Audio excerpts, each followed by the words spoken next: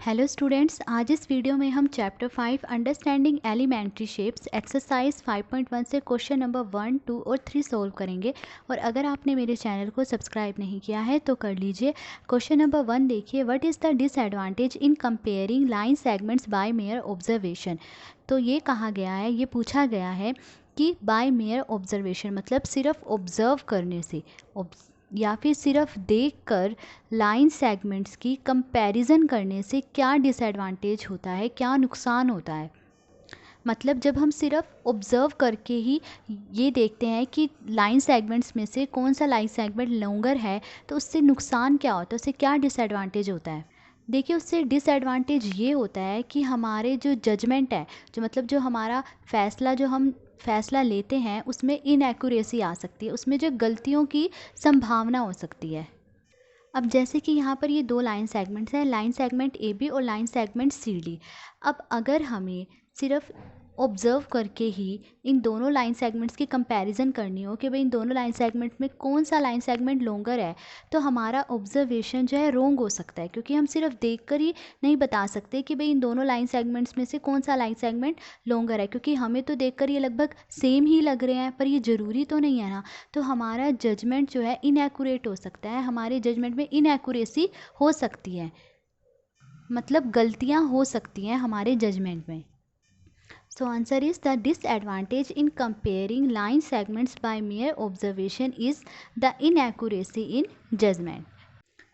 Next question number 2 है, why is it better to use a divider than a ruler while measuring the length of a line segment। तो question ये पूछा गया है कि जब एक लाइन सेगमेंट की हम लेंथ को मेज़र कर रहे हैं तो रूलर की बजाय एक डिवाइडर का यूज़ करना बेटर क्यों है, डिवाइडर का यूज़ करना ज़्यादा अच्छा क्यों है।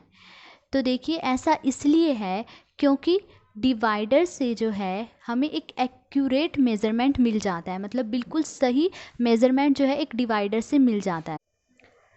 So it is better to use a divider than a ruler because it gives an accurate measurement of the line segment.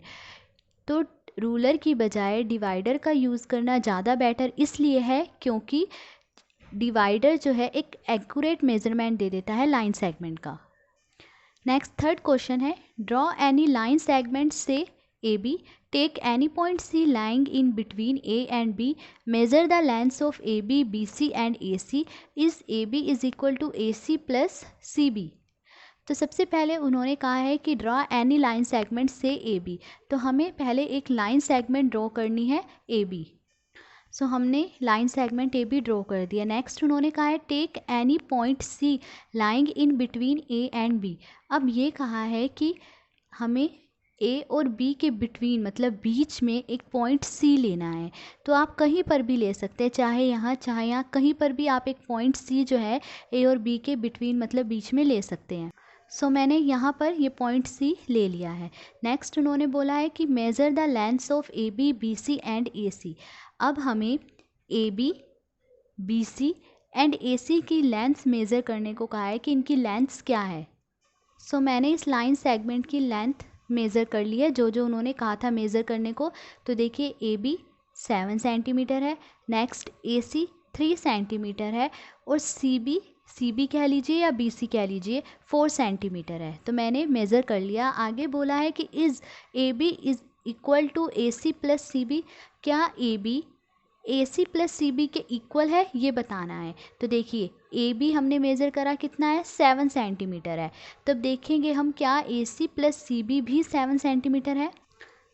So A C plus C B, A सी हमने measure करा था 3 centimetre है and C B 4 centimetre. तो इन दोनों को हमने add करा तो क्या आ रहा है, 7 सेंटीमीटर, और ए बी भी क्या है, 7 सेंटीमीटर है। तो दस A B is equal to A C plus C B.